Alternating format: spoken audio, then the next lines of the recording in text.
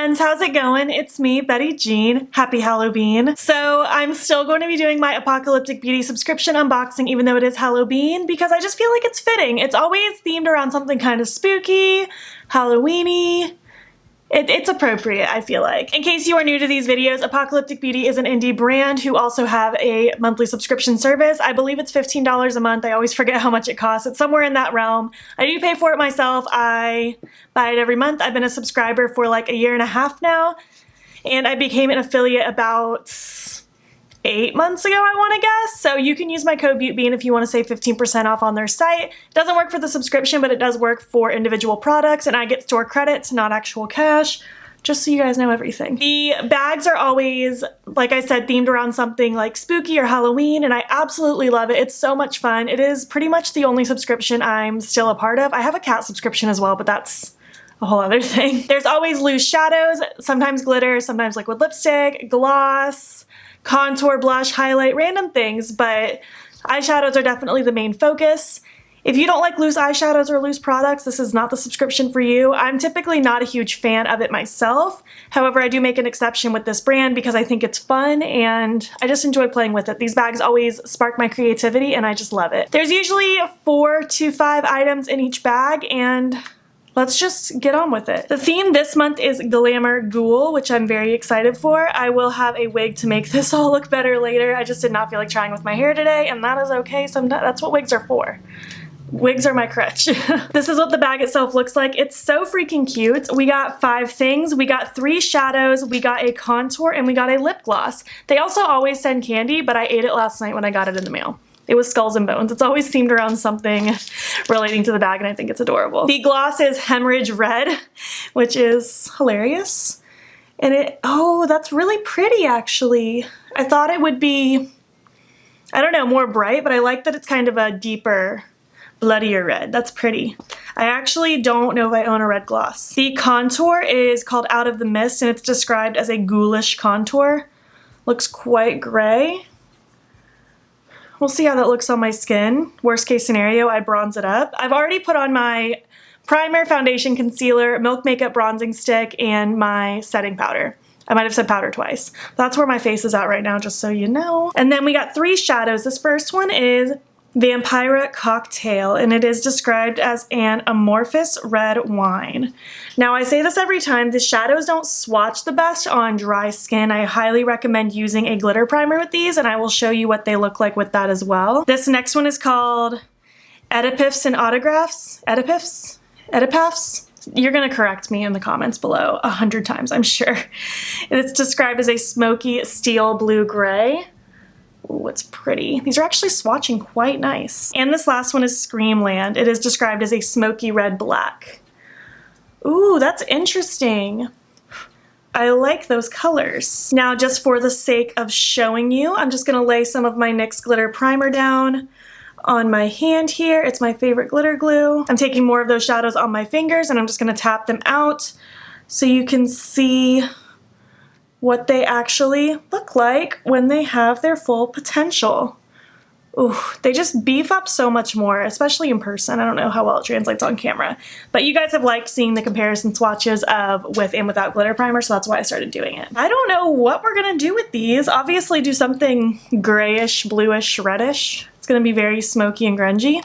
Let's start with the contour, I suppose. So I'm kind of scared of this contour being too much, so I'm gonna use this kind of stipply brush so it doesn't pick up too much. It's a Luxie 524T. I don't even remember when I got this. And what I'm gonna do to make this the least messy as possible is I'm gonna dip it upside down, get some of that product in the cap so that I can swirl my brush in the cap with less product rather than that whole loose powder.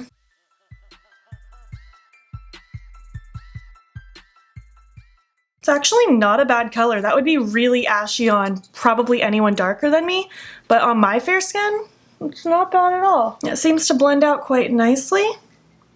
I don't mind this, actually. I really don't. I thought I would be really scared of it, but I don't seem to mind it. Well, that's kind of where that's at. I guess what I want to do now is throw on some blush, my fake freckles, because I'm sad without them, and some highlight, and then I will zoom you guys in and prime my eyes and get started with the eyeshadow look.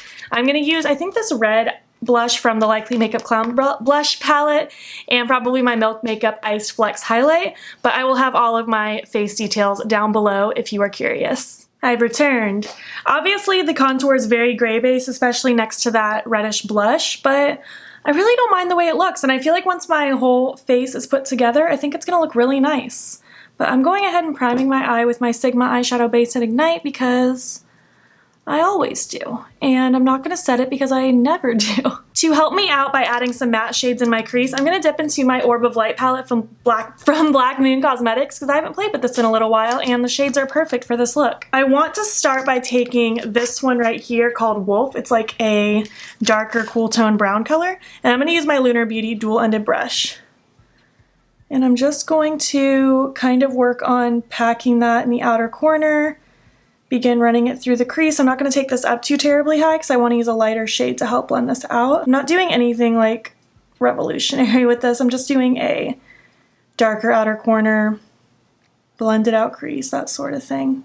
So I think I want to do a half cut crease today.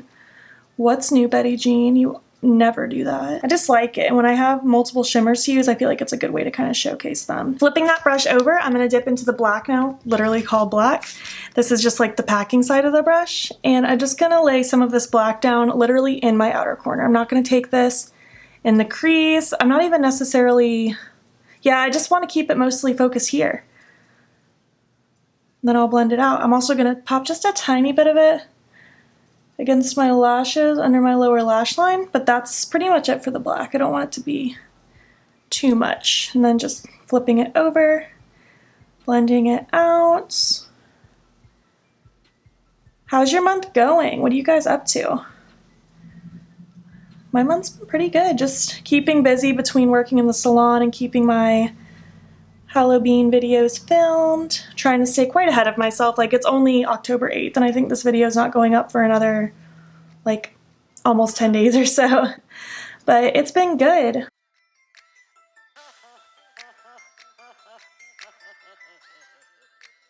Now I'm going to take this fluffy brush. It's a Spectrum B06. It's not huge or anything, but I want to take this shade called Cold. It's a lighter cool tone brown color.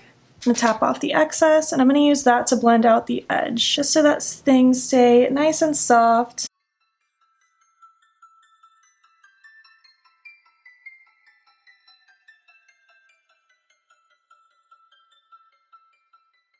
It looks nice.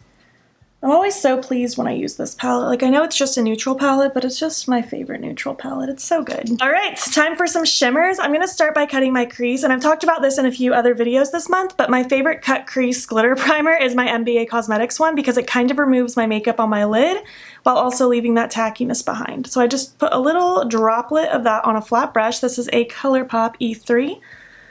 And I'm just going to run that across my lid and then just take that flat side right up against where I want it cut. Kind of varies day to day where exactly I cut it. But I like it just to go right above my natural crease, just so that it doesn't transfer later. I'm just going to kind of go back and forth in swiping motions, but the NYX glitter primer works fine. That's what I've been using for many, many months before I got sent this glitter primer. And I'm only going to take it to about where those blacks really start to deepen. And I'm going to start by taking the lightest red, the one called Vampire Cocktail. Vampira Cocktail, I said it wrong. And I want to place that towards the front, and I'm just using the exact same brush. I didn't wipe it off or add more glitter primer. I'm just going right in. I need to move it so it's closer to me. I'm reaching so far. And I'm just pressing it down. I'm only taking a little at a time to avoid a mess, but it's also partly because my face makeup's already done. If you want to just not care, then do your face makeup after. It's a really pretty color. I'm really liking that. I'm gonna flip that brush over and dip into that grayish color now called Oedipus and Autographs. I do not think it's called Oedipus. Literally, if you guys already see someone's corrected me, don't correct me again. I don't need 100 people correcting me. One is enough. I'm just gonna wipe off both sides of that brush and then just kind of flip back and forth until they merge together nicely. And I'm just gonna take my fluffy brush to lightly dust along these edges. Hardly any pressure, no additional product. I really, really like that. So for my lower lash line, I am just going to take a little bit more glitter primer from MBA Cosmetics. This is a kind of smudgy brush. It's a Morphe MB16.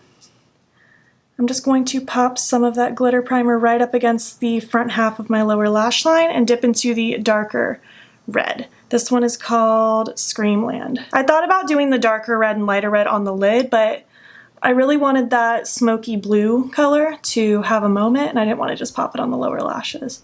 I'm actually really liking this red on the lower lashes. I think that's cute.